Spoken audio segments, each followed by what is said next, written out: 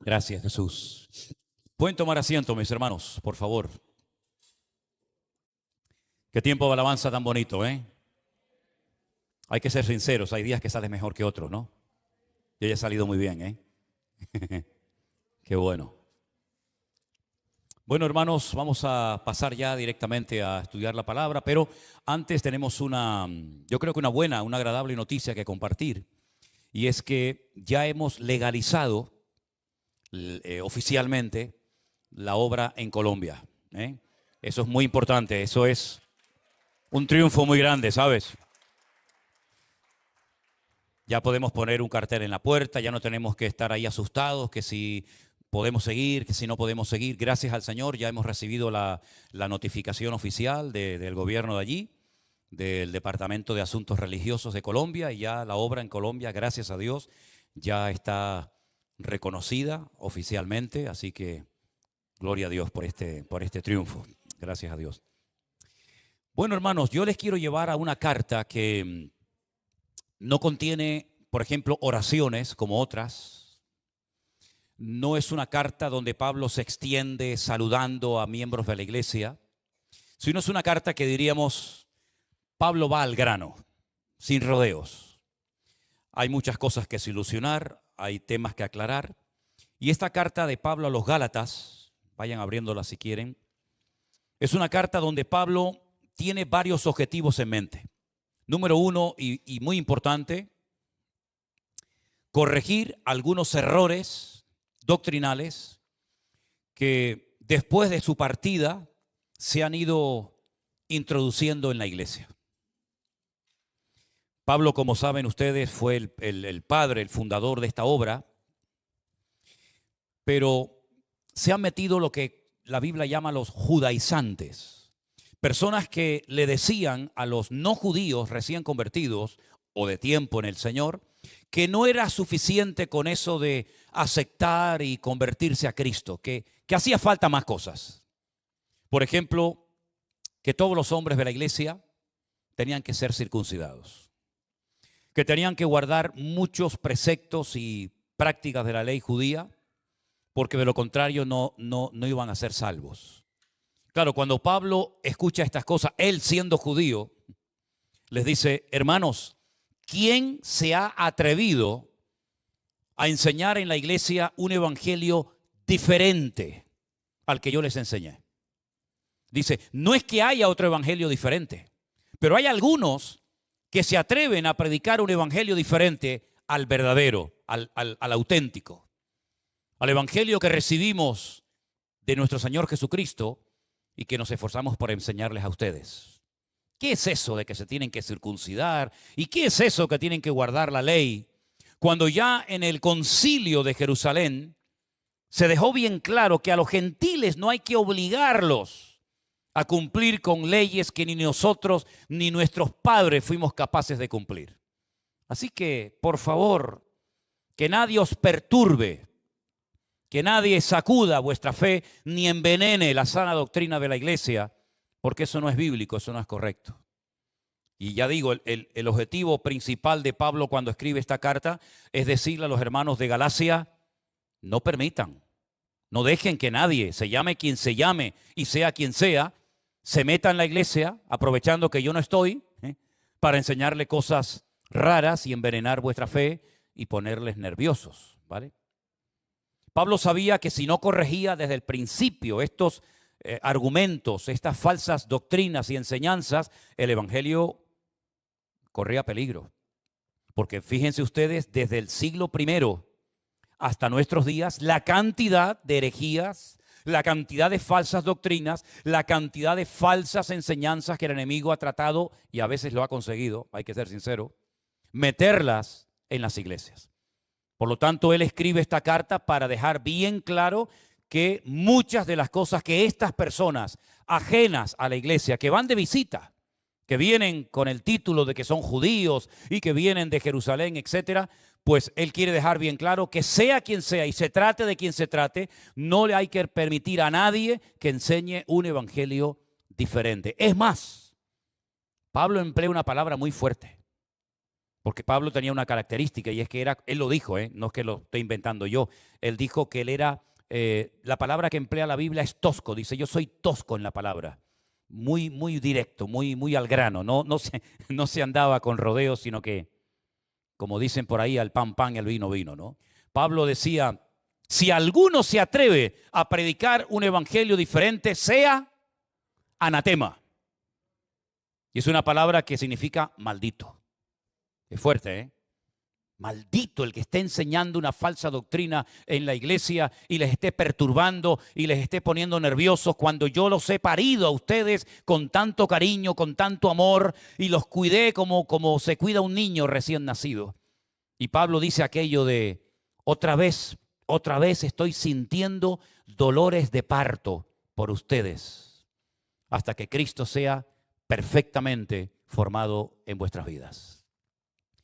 A Pablo no le hacía ninguna gracia que se estuvieran enseñando estas doctrinas falsas en la iglesia, pero emplea un argumento aún más fuerte y dice, incluso si hasta un ángel del cielo se atreve a predicar un evangelio diferente, no le prestéis atención, porque entonces no es un ángel bueno, sino es un demonio, es un ángel malo. Y ustedes saben que hay personas que dicen que han recibido visita de ángeles y que le han revelado cosas que no están en la Biblia. Es más, que están en contra de la Biblia. Y para no ir más lejos, por ejemplo, la famosa secta esta de los mormones, estos chicos rubios con camisas blancas, con la chapita negra aquí, ¿los han visto alguna vez, no? Bueno, el fundador de esa secta, un joven de 18 años llamado Joseph Smith, dijo que se le presentó un ángel que se llamaba Moroni. Otros dicen que se llama Morón, no se ponen de acuerdo. A lo mejor eran gemelos, Morón, Morón y Morón y Morón, ¿no? Y entonces dice que lo levantó y lo llevó a un lugar y le dijo, escarba debajo de ese árbol, y dice que encontró unas planchas de oro en un idioma que nadie podía entender, y este ángel le dio la interpretación de esas planchas y entonces él las tradujo al inglés, claro, no podía ser de otra manera, ¿no? Y escribió el libro del Mormón. ¿Quién se lo reveló? Un falso ángel del cielo. Pero ya lo decía Pablo, si aún un ángel del cielo se atreve a predicar o a enseñarles a ustedes o a compartirles una enseñanza contraria al verdadero evangelio, no le prestéis atención. Bueno, lo mismo le pasó a Mahoma. No sé si saben la historia del famoso Corán, pero más o menos igual. Es decir, qué cuidado tenemos que tener a la hora de ser muy celosos con el tema de la doctrina. Por eso Pablo escribe esta carta y pone a cada uno en su sitio, ¿verdad? Y ese es el objetivo fundamental de la carta. Pero luego tiene otro objetivo, y es enseñarle a los recién convertidos a vivir su nueva vida en Cristo. Porque cuando nacimos, y durante muchos años, por lo menos a mí, no me enseñaron esto que yo les voy a enseñar ahora a ustedes. Estas cosas no se enseñan en las escuelas, sino no vayas a pensar que ahora dejas a la niña o a tu niño, al nieto, a la nieta en la escuela y le van a enseñar lo que yo te voy a enseñar esta tarde, porque nada más lejos de la realidad. Yo creo que le van a enseñar, pero todo lo contrario a lo que vamos a aprender esta tarde, ¿no? Y en el capítulo 5 de esta carta, que es muy bonita, yo te animo a que la leas toda, para que así sepas todo lo que le dijo a estos hermanos. En el capítulo 5, verso 16, Pablo comienza a mencionar una serie de malas cualidades, producto de la carne, producto de nuestra vida fuera de Cristo, que son las siguientes. Dice ahí, digo pues, andad en el Espíritu y no satisfagáis los deseos de la carne. Porque el deseo de la carne es contra el Espíritu y el del Espíritu es contra la carne. Y estos se oponen entre sí para que no hagáis lo que queréis. Pero si sois guiados por el Espíritu, ya no estáis bajo la ley. Y ahora comienza a darte cuenta y enumera todo lo que él va a mencionar como obras de la carne. Adulterio, fornicación, inmundicia, lascivia, idolatría, hechicerías, enemistades, pleitos, celos, iras, contiendas, disensiones, herejías, envidias, homicidios, borracheras, orgías. ¿Cuántas van? ¿No las contaron? Bueno, ¿cuántas? Y cosas semejantes a estas, acerca de las cuales os amonesto, como ya os lo he dicho antes, que los que practican tales cosas no heredarán el reino de Dios.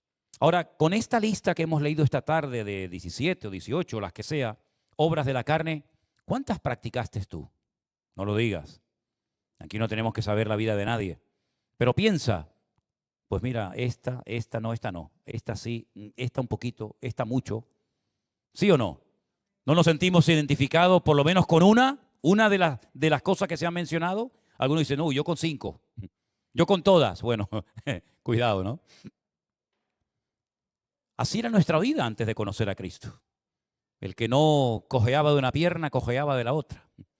Así éramos antes de conocer a Cristo, dominados por la carne, dominados por las pasiones y los deseos, opuestos a la vida cristiana, ¿verdad?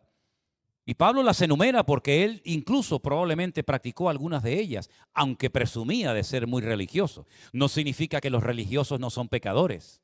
Cuidado, porque cuando el Señor Jesucristo habló a los religiosos de su época, Mateo capítulo 23, los escribas y los fariseos les dijo cosas que uno dice, pero ¿cómo una persona profesional de la religión, religioso, puede practicar esas cosas? Bueno, el ser humano es así. Tarde o temprano la carne nos va a dominar y tarde o temprano la carne saldrá afuera. Y hay pecados, lógicamente, que son más notorios que otros pasan más desapercibidos, pero hay otros pecados y otras acciones de la carne que no pueden pasar desapercibidas. Sin embargo, Pablo ahora da un giro completo a la línea de pensamiento que viene desarrollando. Y entonces él ahora dice, estas son las manifestaciones de la carne. Estas son las cualidades negativas que todo ser humano sin Cristo, de alguna manera u otra, está sumergido en ellas. Pero yo les voy a enseñar otro estilo de vida, otro modelo de vida, que es el que está dominado por el fruto del Espíritu Santo. Vamos a leerlo. Verso 22. Si lo quieren leer conmigo en altavoz, no me importa, ¿eh? Mas el fruto del Espíritu es amor, gozo, paz, paciencia, benignidad, bondad, fe, mansedumbre, templanza. Contra tales cosas no hay ley. ¿Cuántas contaron? 9. 9. Empezando por el amor y terminando por la templanza. Claro, de cada una de las palabras se podría hacer un estudio bíblico. Yo hoy estuve estudiando las palabras en el idioma original, que es el griego en este caso, y es muy interesante porque hay palabras que se empleaban para distintos usos, ¿verdad? Y la gente conocía perfectamente la palabra exacta que Pablo está mencionando en este pasaje. No vamos a hablar palabra por palabra, pero sí es importante tener en cuenta que estas características sí o sí se tienen que comenzar a manifestar en la vida de toda aquella persona que dice que ha conocido a Cristo como su Señor y Salvador personal. El domingo hablamos de la conversión, ¿se acuerdan? Lo que es y lo que no es la conversión. Dije que la conversión es mucho más que venir a un culto. La conversión no es cambiar de religión. La conversión es nacer de nuevo. Las cosas viejas pasaron, he aquí todo es hecho nuevo, ¿verdad? Y esa vida nueva que tenemos en Cristo Jesús, la pregunta es, ¿cómo se vive? ¿Qué tengo que hacer ahora? Porque ya sabía cómo vivir en el mundo. Ya sabía cómo manifestar lo que llevaba dentro en la carne, ¿verdad? Pero ahora en Cristo, estas cosas, ¿dónde las recibo? ¿Dónde las aprendo? Bueno, la palabra de Dios dice que el día que nos convertimos, y eso tienes que tenerlo claro, entró en tu vida el Padre, el Hijo y el Espíritu Santo. No entró uno y a los 2 meses entró el otro, o entró uno y el otro va a entrar, ¿sabe Dios cuándo? No. Tú tienes toda la plenitud de la deidad dentro de tu cuerpo. Tú tienes a Dios, tienes a su Hijo, tienes a su Espíritu. Eso significa de que ya has sido capacitado para en cualquier momento, cualquier situación o circunstancia en la que te encuentres, manifestar estas características. Claro, habrá momentos en los que vas a necesitar mucha fe. Por eso se menciona aquí. Habrá momentos que no vas a necesitar fe, sino paciencia. Habrá momentos en los que vas a tener que manifestar tu gozo en medio de la prueba, en medio de la presión. Habrá momentos en los que tengas que dejarte moldear. Eso es lo que significa ser manso, ¿no? La mansedumbre. Una persona que se deja tratar, una persona que se deja moldear. Es curioso, ¿no? Pero cuando el Señor comienza a tratar con nuestras vidas, ¿quién no ha sido tratado aquí después de conocer al Señor? ¿Hay alguien? ¿Verdad que no? Cuando el Señor comienza a tratar con cosas de nuestra vida que a lo mejor ni siquiera sabíamos que estaban ahí. O a lo mejor sabíamos que las teníamos, pero no le dábamos importancia. O a lo mejor eran cosas que teníamos, pero nadie se atrevía a decirnos, oye, ¿y esto? ¿Cuándo vas a arreglar esto? Pero sin embargo, como el Señor no nos tiene que pedir permiso para entrar en nuestra vida y cambiarnos, amén, hermanos. El Señor no viene con miedo diciendo, uy, te puedo hablar una cosita, me das. No, el Señor viene con toda la autoridad, porque para eso es el Señor y para eso es nuestro Dios. Cuando el Señor viene a nuestra vida y en una predicación, puede ser en una canción, en un testimonio o como sea, ¿verdad? El Señor comienza a sacar cosas de nuestra vida, pues es un choque tremendo, es lo que yo llamo un choque de trenes, ¿no? La voluntad mía con la voluntad de Dios. Y fíjense qué curioso, que la última noche que sabemos que el Señor Jesucristo pasó con sus discípulos y que después se fue al huerto de Getsemaní a orar, Él dijo algo que por lo menos en los últimos años de su ministerio no había mencionado. Y era su voluntad personal, su voluntad propia. Todos tenemos voluntad. Tú hoy tuviste la voluntad de venir aquí.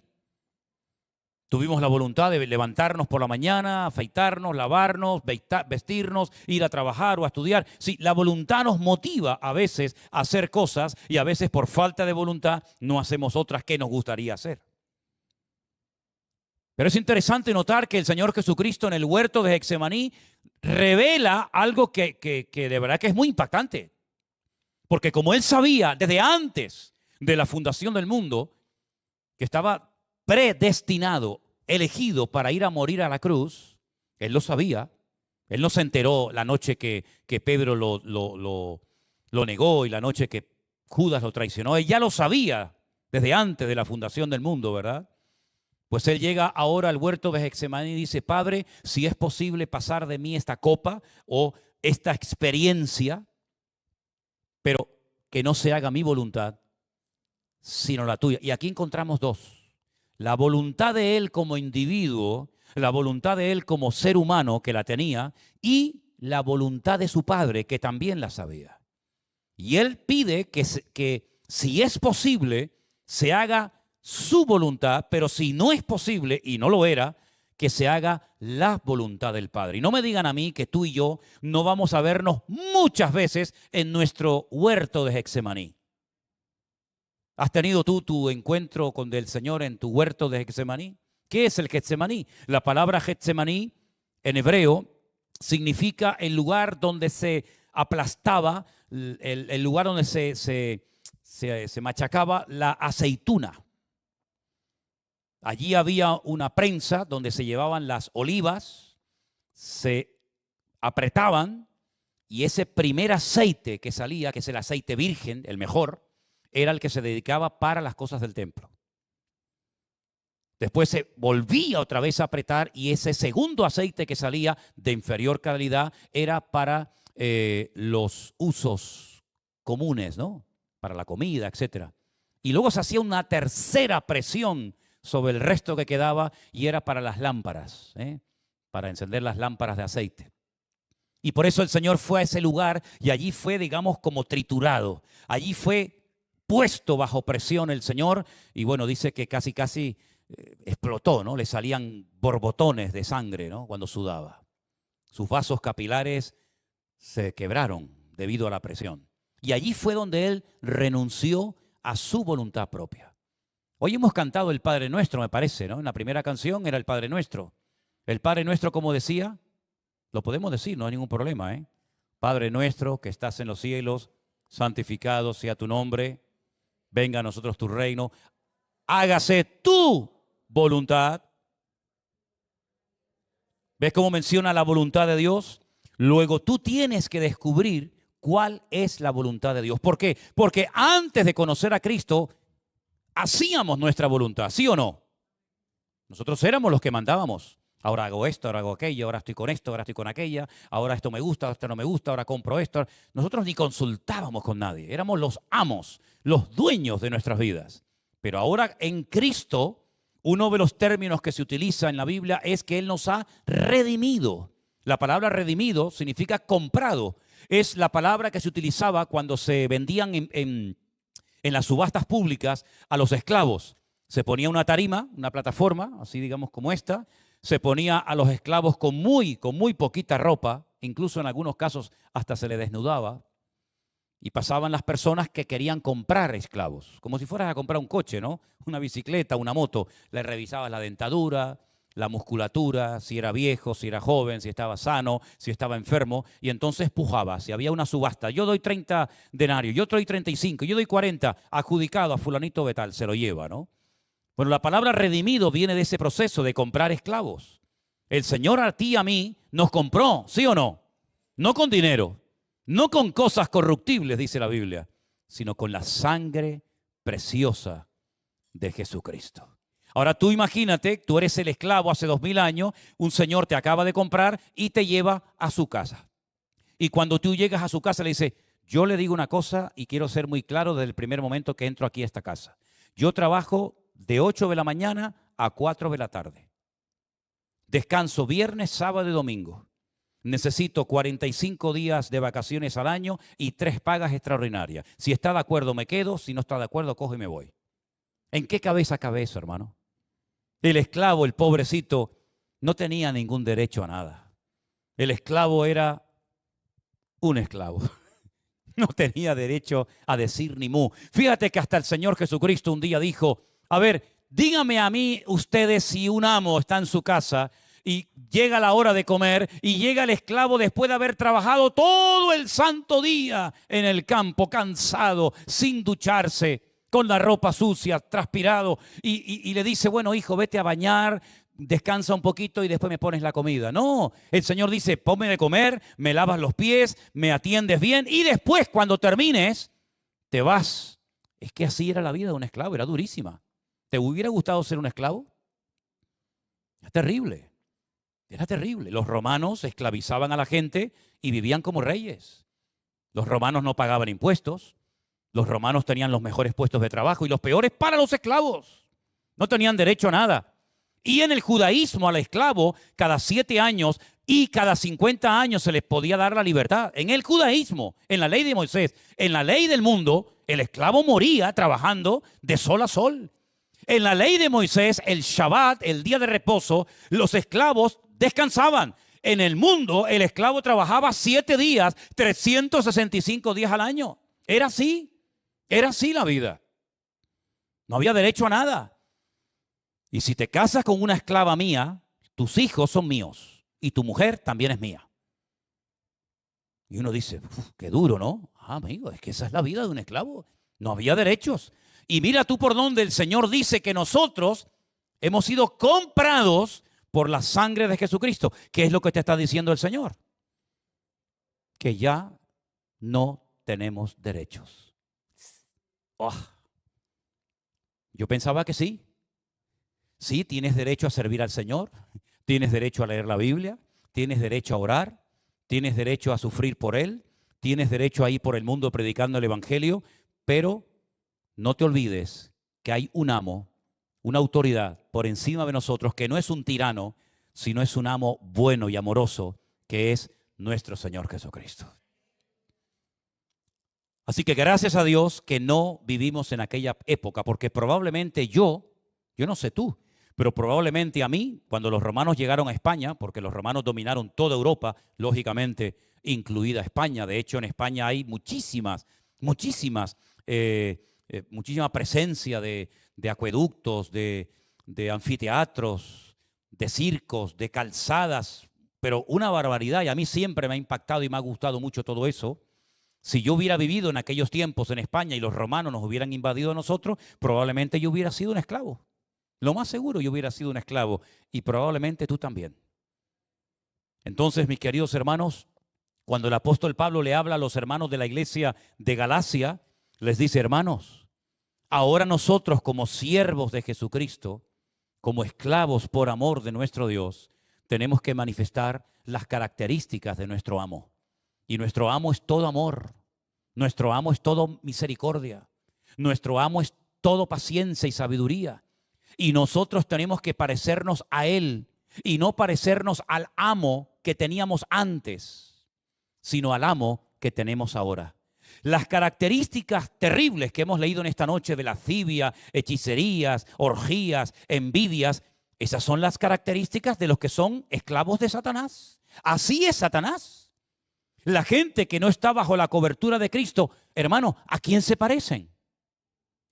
Yo sé que es fuerte la respuesta. Si les da miedo la digo yo, no tengo problema. ¿A quién se parecen las personas que no están bajo la cobertura de Dios? ¿Al diablo?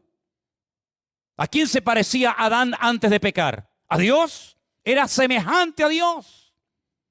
Lo más parecido a Dios era Adán y Eva.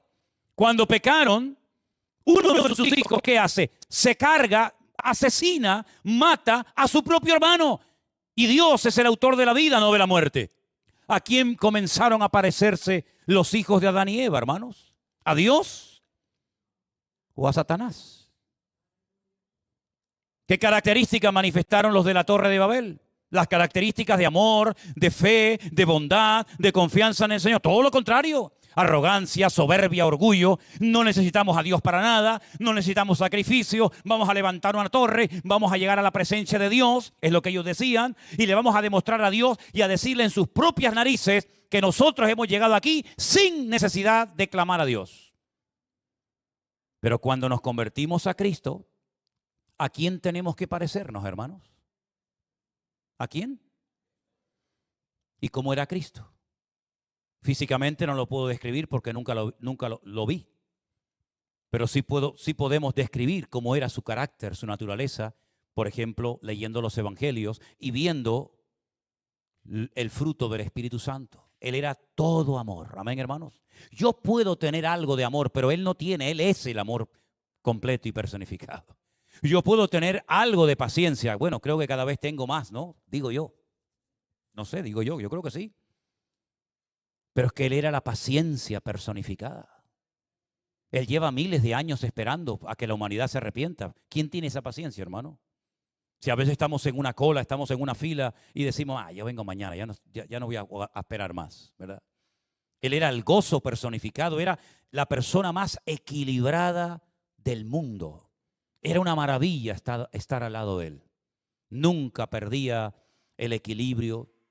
Era una persona con un autocontrol tremendo y absoluto. Imagínate cuando le decían a Él en la cara: tú echas los demonios por Belcebú, el príncipe de las tinieblas. Imagínate, ¿no? Siendo Dios, podía ser así y derretirlo de golpe, ¿no? Sin embargo, dice que no maldecía cuando le maldecían, sino que encomendaba la causa al Padre. Y jamás vemos a Cristo preocupado, nervioso, deprimido, amargado, frustrado, sin saber qué hacer, aburrido, amargado, diciendo: ¿y ahora qué hago? ¿Y a dónde voy? ¿A Nazaret? Ay, otra vez a Nazaret, no. Voy a Capernaum. Ay, yo no tengo ganas de predicar. Predica tú, Pedro. Nunca vemos a Cristo raro. ¿Tú has estado raro alguna vez?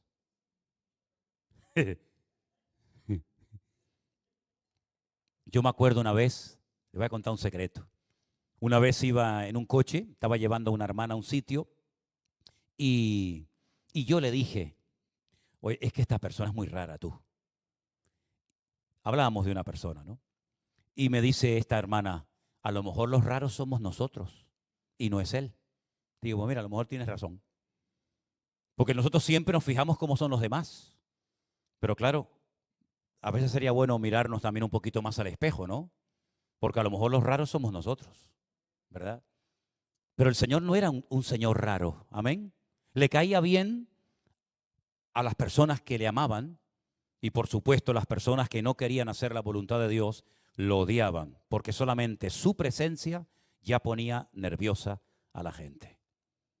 Me llama mucho la atención, no me voy del tema, pero me llama mucho la atención cuando uno lee los evangelios, a partir del capítulo 11 de San Juan, Cuando Él resucitó a su amigo Lázaro, ¿se acuerdan? Menuda resurrección, 4 días muerto y el Señor lo levanta. Dice que los judíos vinieron para ver a Lázaro porque querían matarlo. Y uno dice, pero ¿se dan cuenta del milagro? ¿Saben que Lázaro ha estado comido por los bichos ahí en esa tumba hace 4 días? Y ahora en vez de arrepentirse y decir, Dios mío, perdónanos, vienen para matar a Lázaro, para matar el milagro y para matar también al Señor Jesús. Qué tremendo, ¿no? Mira, ayer, en una reunión que tuvimos con los jóvenes de la iglesia virtual, una chica hizo una pregunta y me dijo, ¿qué tengo que hacer para vivir una vida santa? Y yo le dije, mira, parece algo tan sencillo, pero a veces es lo más importante.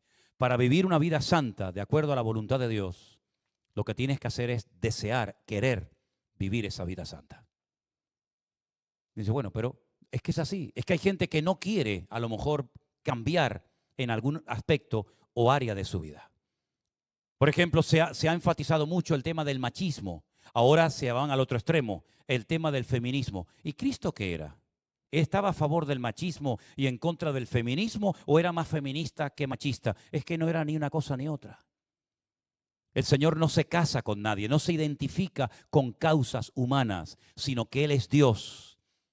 Y cuando lo miramos a Él, nos damos cuenta de que el Señor Jesucristo no comprometía las verdades eternas del Evangelio por agradar a este o por agradar al otro. Señor, es lícito dar tributo al César. Dinos, de verdad, nosotros estamos aquí oprimidos con la soga al cuello. Estos desgraciados romanos nos están robando la vida, nos están robando los impuestos. Tú dime la verdad, ¿tú estás de acuerdo que paguemos impuestos, sí o no? Claro, si dice sí, se pone a todo el pueblo de Israel en contra.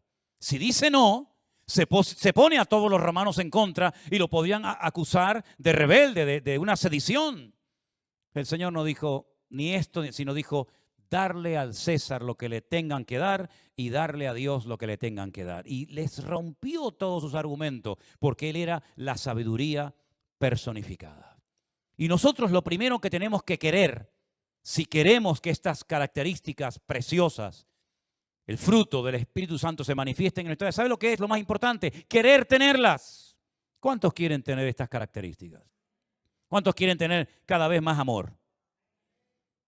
Mira, yo creo que lo más bonito, y lo he visto últimamente, y de verdad que es algo tan hermoso, lo más hermoso que se puede ver en una iglesia no es ver una persona que canta con una voz o que toca un instrumento o que predica, que dice, madre mía, este hombre cómo habla y cómo sabe. Mira, lo más bonito que yo he visto en la iglesia y en mi vida, ¿saben lo que es? Cuando 2 hermanos se reconcilian, se perdonan y se aman. Para mí eso es lo más hermoso del mundo. Yo estuve 10 años sin hablar con mi hermana. 10 años, desde la muerte de mi padre, que lo enterré, o que estuve en su funeral, hasta el funeral de mi madre. 10 años sin dirigirnos la palabra.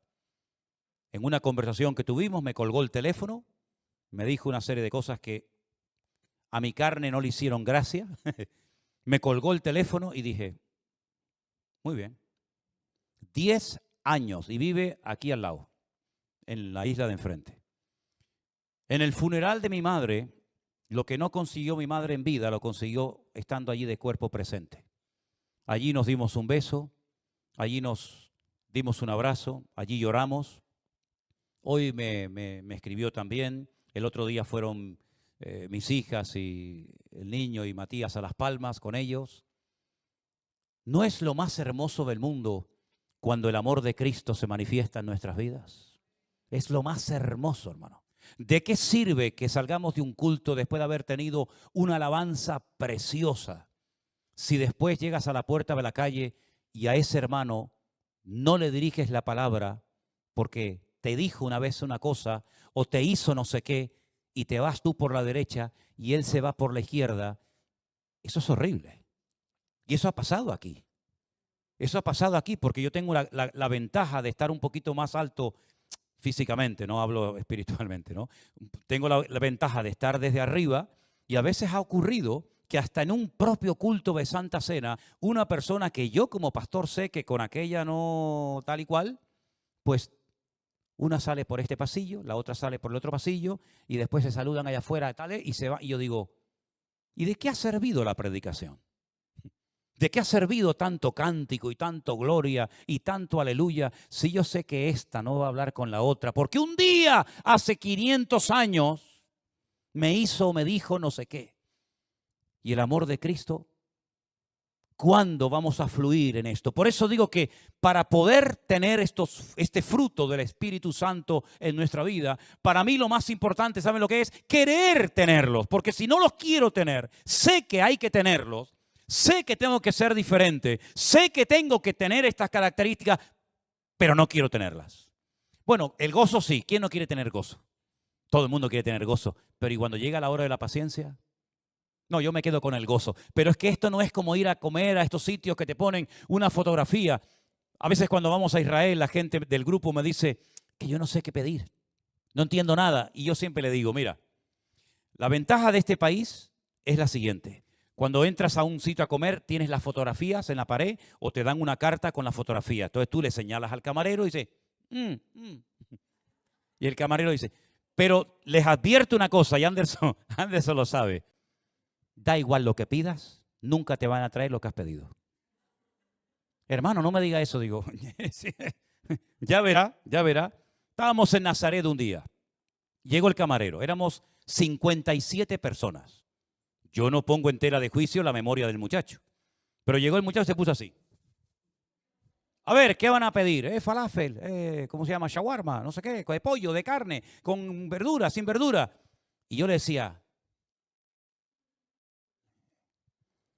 anota. Uno pedía una cosa, cuando subió, trajo todo lo contrario a lo que le habíamos pedido. Yo no pedía hamburguesa. Y le digo, hermana, cómase la hamburguesa, porque si no se la come, va a pasar más hambre que el perro un hippie. Así que coma la hamburguesa. Pero es que yo pedí falafel, amigo, pero el morito le trajo lo que le dio la gana. La vida cristiana no es así. Yo quiero gozo, quiero paz y quiero amor. Pero eso de paciencia, mansedumbre, templanza, eso es para aquella. ¿Eso para qué? No, mi hermano, esto no es el McDonald's, donde elegimos el plato que nos interesa. Es todo o nada. Ahora, sin necesidad de que contesten, de las características que se han mencionado aquí, que son amor, gozo, paz, paciencia, benignidad, bondad, fe, mansedumbre y templanza, de las 9 cosas que están aquí, ¿cuál es la que más tienes tú? ¿Cuál es la que más se nota en tu vida? ¿Y cuál es la que menos se nota? ¿De cuál puedes presumir de si yo tengo mucho de eso? De eso yo tengo mucho. Pero de esta, no tengo nada. Pues entonces, hermanos, en vez de presumir de lo que tenemos, vamos a orar por lo que no tenemos. Porque hay un refrán castellano que dice, dime de qué presumes y te diré de qué careces. Así que a veces, si creemos tener algo, a ver si resulta que no tenemos ese amor o ese gozo o esa paciencia como la deberíamos de tener en nuestra vida. Así era nuestro Señor Jesucristo, amén, hermanos, lleno de amor, de gozo, de paz, de paciencia. Así era y así tenemos que ser tú y yo. ¿Cuántos les gustaría parecerse a Cristo? Ahora sí les pido que levanten la mano. ¿A cuánto les gustaría parecerse a Jesús? Ponte de pie conmigo. Como yo también estoy de acuerdo con esa petición, vamos a orar juntos al Señor y pedirle, ayúdame, Señor. Ahora, seamos sinceros, de verdad. ¿No tienes hoy más amor que hace un año atrás? Sí, es la verdad. No tenemos todo el que tenemos que tener, pero hombre, ¿no tienes hoy más paciencia que hace un año atrás? Entonces vamos bien encaminados, hermano. Vamos bien, gracias a Dios. No vamos para atrás como el cangrejo. Vamos caminando de bendición en bendición en el nombre del Señor. Padre, gracias te damos en esta tarde por tu palabra preciosa que nos motiva y nos anima a seguir adelante en la carrera. Te pedimos, Señor, nosotros queremos parecernos a ti. Queremos, Señor, que estas características de tu carácter se manifiesten en nuestras vidas. Y reconocemos, Señor, que nos falta mucho. Reconocemos, Señor, que todavía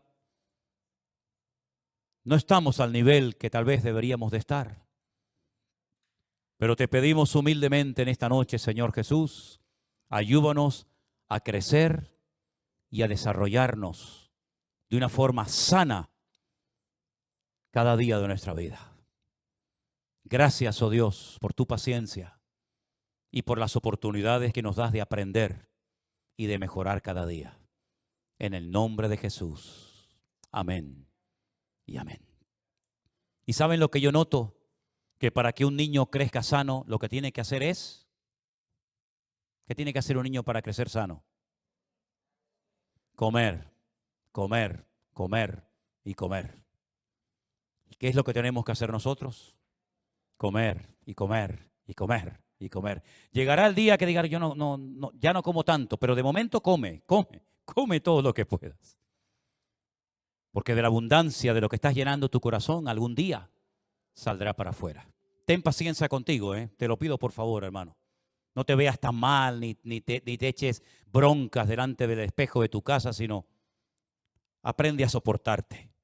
Porque cuando te aprendas a soportar y cuando te aprendas a amar, podrás amar a tu prójimo como a ti mismo.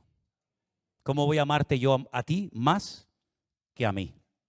Si yo no me amo y me acepto, difícilmente voy a aceptar a otra persona, porque estoy en guerra conmigo mismo. Pero cuando estoy en paz y en calma conmigo, entonces podré manifestar lo que llevo por dentro. Que el Señor les bendiga, queridos hermanos. Este fin de semana estaremos en Fuerteventura. Tengo que ir a Fuerteventura, hace tiempo que tenía que haber ido, pero debido a tantas cosas no he podido ir. Y si no voy ahora, va a ser más complicado más adelante. Entonces estaremos este fin de semana en nuestra iglesia en Corralejo y estaremos también en nuestra iglesia en Puerto del Rosario. Tenemos 2 iglesias, igual que aquí en Tenerife, ¿no? Estaré allí, pero Anderson estará con ustedes en la iglesia y escucharlo a él es exactamente igual que escucharme a mí. Amén, hermanos. Dios les bendiga, hermanos.